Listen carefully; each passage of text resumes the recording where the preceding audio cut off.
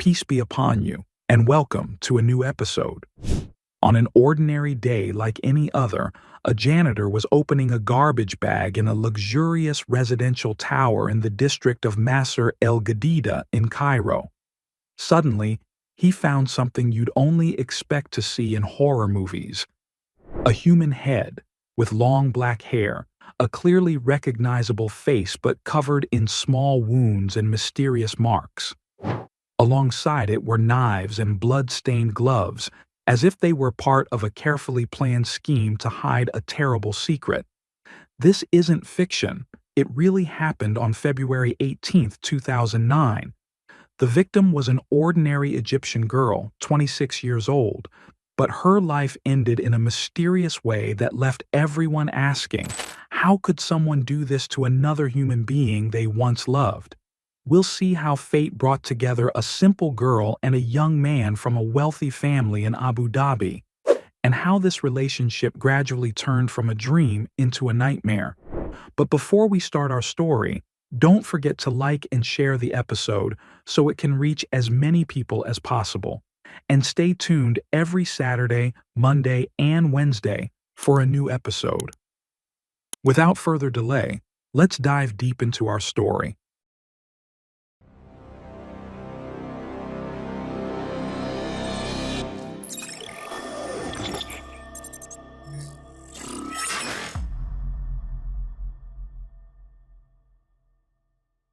Today's story begins in 2004 in the neighborhood of Ain Shams in Cairo, a busy, working-class district full of life and movement. There lived Faten Reda Abdelrahman, an ordinary Egyptian girl, 22 years old at the time, naturally beautiful. Faten came from a modest family, living in a small, cramped apartment on Abu el-Fotu Street. Her father, Reda Abdelrahman, was the family's sole breadwinner, working a simple job, while her mother, Hoda, was a traditional Egyptian housewife, doing her best to manage the household. Her younger siblings, Najwa and Mohammed, lived with her in the same apartment. The family lived a simple life, barely getting by, surviving day by day. Like many young women her age, Faten dreamed of a better future, a stable job to secure her life, and maybe a marriage that could take her out of the cycle of poverty surrounding her. But one day, in 2004, everything changed for this family. The father, the backbone of the household, divorced the mother after family problems, the exact details of which weren't known, maybe just daily arguments that piled up over time. He went on to marry another woman, abandoning the family completely. No support, no visits, nothing. It was a huge shock to everyone, especially to Faten, who had always looked at her father as a symbol of safety. Their financial situation collapsed completely. The mother couldn't provide the children with even their basic needs, daily food, new clothes, or even school expenses for Najwa and Mohammed. As the eldest sibling, Faten felt she had to carry the weight of the entire family on her shoulders, just like many girls in our societies who sacrifice their personal lives for their families.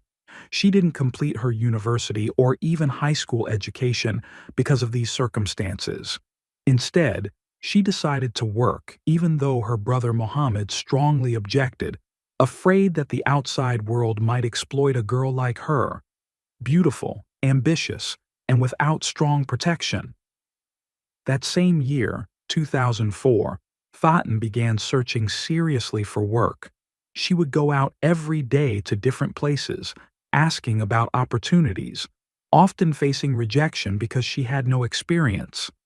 But her determination was strong.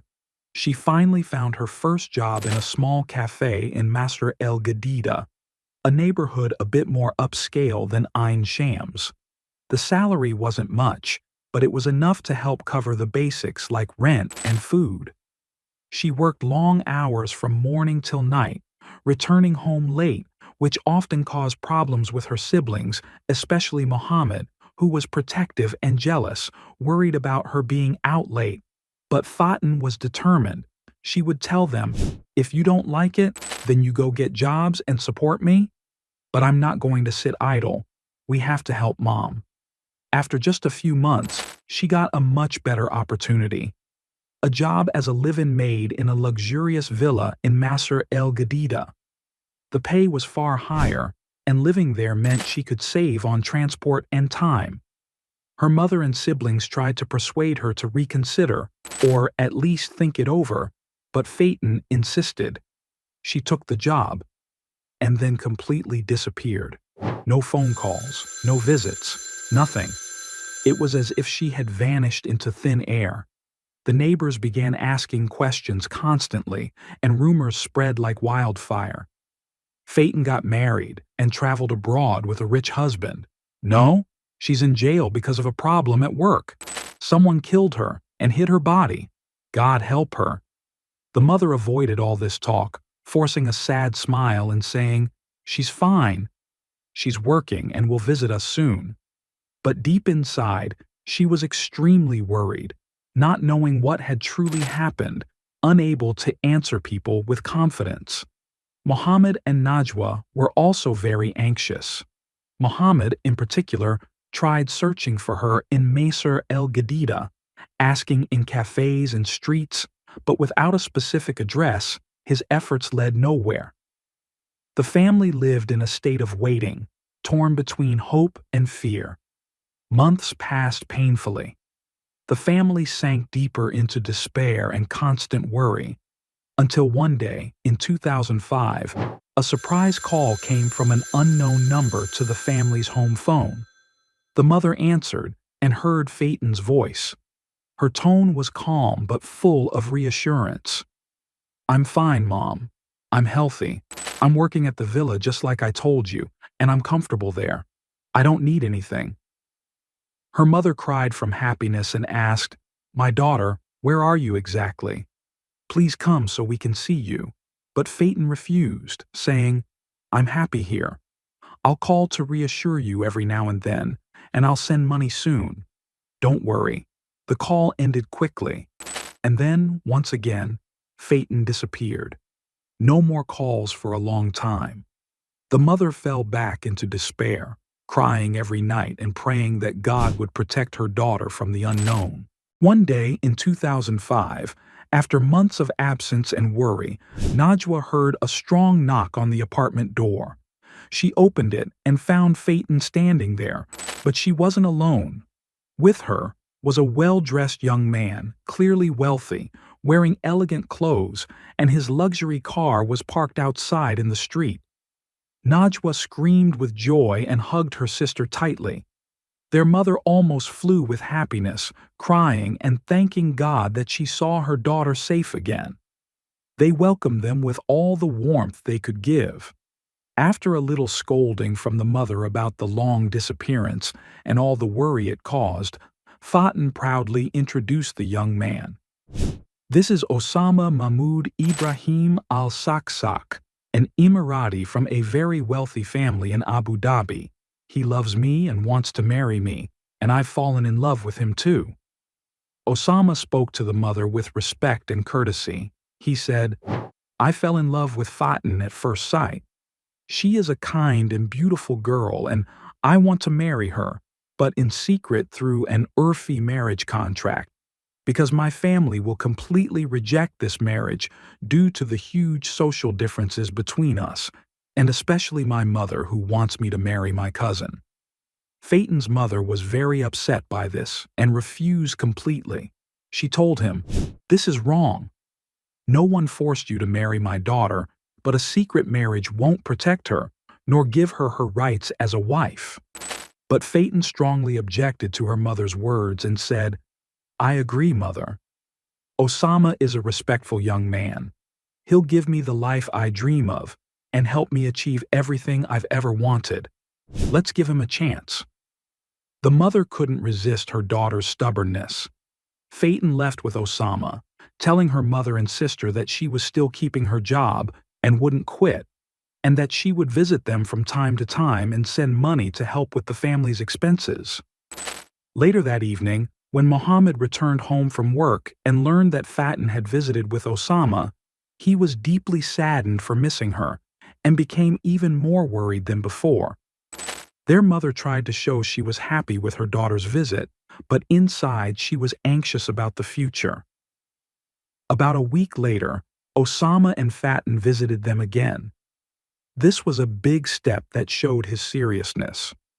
Osama brought with him an expensive gold and diamond engagement set, along with the Urfi marriage contract they had already signed together.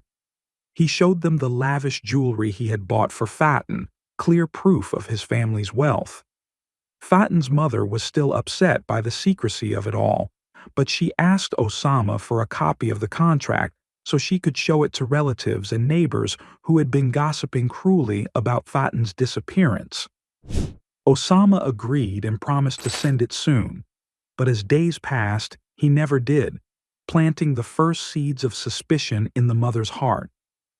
Meanwhile, Faten began calling her mother and sister every now and then, describing her happiness with Osama, the luxurious apartment she lived in with him in Master El Gadida, and the fancy trips they sometimes took together. She said she was living a life far away from the poverty and struggle she once knew. The years passed slowly, from 2005 to 2007. Faten visited her family occasionally, bringing gifts and money, telling them about her new life, but she always avoided sharing the difficult details, like how Osama sometimes used drugs, or how his family completely disapproved of their relationship. In September 2008, Faten visited her mother in their home in Ain Shams. She gave her a very large sum of money, enough to cover expenses for months. She looked radiant with happiness and hope. She told her mother, "Osama is going to turn our Urfi marriage into an official one soon, and we'll travel together to Abu Dhabi in the Emirates. There, I'll start a completely new life away from all this secrecy. Osama has been stuck in college for 11 years, failing repeatedly, but I'll help him graduate and succeed." She also gave them her exact address in the El Saada Towers and promised to visit again soon. Her relationship with Najwa improved a lot. They began talking regularly on the phone, sharing daily details. Faten encouraged her sister to be patient and ambitious about her own future. About 4 months later, in January 2009, Faten called her mother again. It was a call full of hope, but this time Mohammed was the one who answered the phone. Faten was happy to hear her brother's voice after so long and told him, "Get your papers ready, Mohammed. Osama is going to bring you a work contract in the Emirates. You'll come live with us there, and we'll all be one big family. We'll help Mom and Najwa too." Mohammed was overjoyed by the news. He would finally work abroad with a good salary, and most importantly, he would see his sister again after years of absence. He immediately started preparing his documents. But about a month and a half later, in February 2009, all news of Faten suddenly stopped. No calls, no money transfers, no answers to any attempts to reach her. Her mother grew very worried and decided to go herself to the address Faten had given them. She arrived there, but when she asked about her daughter at Osama's family's apartment, his mother responded with anger and cruelty, then threw her out of the house. Faten's mother left the building devastated, crying, and feeling that Osama's family either had no idea about the marriage or were hiding a terrible secret. Fear completely took over her heart. Now, we come to the day that would be the turning point of the entire story. February 18th, 2009.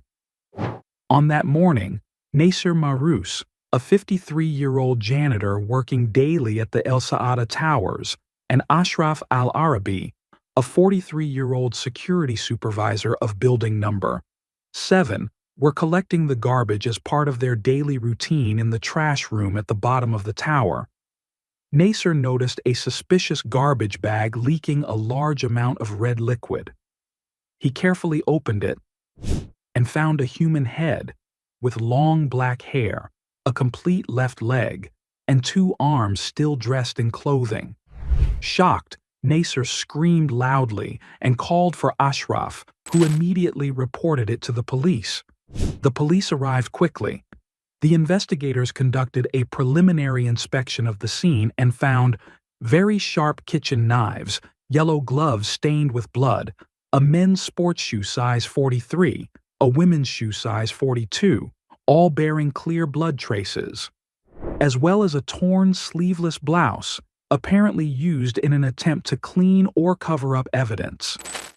The police questioned Ashraf, the guard, and the parking attendant in the garage right away. They both said they could identify the victim from the description of the head and clothing. The police obtained an immediate warrant from the prosecutor's office, the first step in the investigation.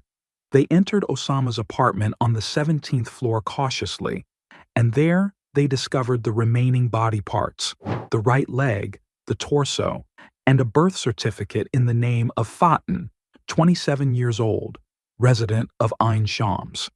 This was the first confirmation of her identity, and a full-scale investigation began, with a team of detectives collecting evidence from the entire apartment. The investigation was very intensive, starting with examining the crime scene in detail. The police contacted Faton's family, immediately summoning Mohammed to the Masr el-Gadida police station. He was first shown a photograph of the head, then taken to the morgue, where he saw it in person, and completely collapsed. Mohammed gave all the details he knew about his sister's relationship with Osama, how they met in 2005, the urfi, informal, marriage, the occasional visits, and the sudden silence in February 2009. The security guard Ashraf gave a detailed testimony. Osama has a bad reputation. He's addicted to women, drugs, and alcohol. Faten was the only one who stayed with him for 4 years. She was practically living in his apartment. His family had cut ties with him because of his behavior, but I occasionally saw them talking. The investigation revealed that Osama had traveled early that same morning, around 8 a.m., to the UAE via Cairo airport. Just 4 hours later, he went on to Beirut, then Syria. This was clearly a planned escape route to make tracking him across borders more difficult. The forensic report confirmed the body had been dismembered into 8 pieces with precision. The cause of death was a violent blow to the head with a blunt object, along with stab wounds to the chest and abdomen, skull fractures, massive bleeding, and circulatory collapse. In addition, a high level of narcotics was found in Faton's bloodstream, either forced on her or part of her daily life with Osama. DNA analysis confirmed her identity with 100% certainty. Osama's fingerprints matched samples found in the bathroom and on the yellow gloves, and the men's size 43 shoe was exactly his size. About the planning of the crime, the police suggested that it was spontaneous at first, triggered by an intense emotional conflict that had built up over time, but later supported by those closest to him in order to cover it up. The main motive was an escalating dispute between Faton and Osama. Faton insisted on registering their marriage officially and moving to Abu Dhabi to live a public life, while Osama, possibly under the influence of drugs he was using, lashed out, struck her on the head with a blunt object, and she died instantly from the bleeding. After the killing, Osama panicked and didn't know how to dispose of the body. Afraid of being exposed if he dumped it whole, he decided to dismember it to hide it more easily in garbage bags. He used sharp kitchen knives that were available, wore yellow gloves so as not to leave clear fingerprints, and cut her body while she was still in her clothes into 8 parts for easier transport. But he couldn't finish dumping all the remains, as he was scared of the neighbors. He called his father, Ibrahim al-Saksak, who came to the apartment after a quick phone call, saw the disaster his son had caused, and they decided together to move parts of the body in garbage bags to the collection room at the bottom of the building. They went down several times cautiously in the elevator, dumping the head, left leg, and both arms in the garbage room. But when morning came, fear grew, so they left the rest in the apartment, locked the door, and Osama booked an immediate flight ticket and fled to the UAE. The father helped him escape, arranging for him to move from country to country, first to the UAE for one day to mislead the authorities, then to Lebanon, then to Syria, making it harder for Interpol to catch him. This was part of a cover-up plan the father orchestrated to protect his son, using the influence of their wealthy family in Abu Dhabi. The Egyptian police contacted Interpol immediately, and also the UAE police, who confirmed that Osama had entered but left for Beirut before the international notice was officially issued. Lebanese authorities said the same. He went to Syria a few days later. In Syria, realizing there was no more escape and under growing international pressure, Osama surrendered on February 10, 2010, asking to be extradited to Egypt for trial, claiming he was innocent and intended to prove that before the Egyptian courts. The trial began in December 2009, before the North Cairo Criminal Court. On December 5, 2009, during the first session, attended by lawyers and Faton's family, the court issued a ruling in absentia, life imprisonment, 25 years with hard labor, for Osama, and 1 year in prison for his father for concealment and aiding in the crime, with confiscation of the weapon used. Osama's lawyers confirmed his readiness to appear, presented a fax from Syrian Interpol confirming his voluntary surrender, and demanded his acquittal, claiming the evidence was insufficient. Faton's family accused Osama's lawyers of trying to buy them off with a large blood money offer, as well as of issuing threats. This story taught me that wealth does not protect from justice, that love built on secrets leads to disasters, that threats cannot silence the truth, and that patience and faith in the law ultimately bring results. And with that, today's episode comes to an end. If this is your first time watching the channel, don't forget to subscribe and turn on the notification bell so you never miss anything new. See you in the next episode. Goodbye.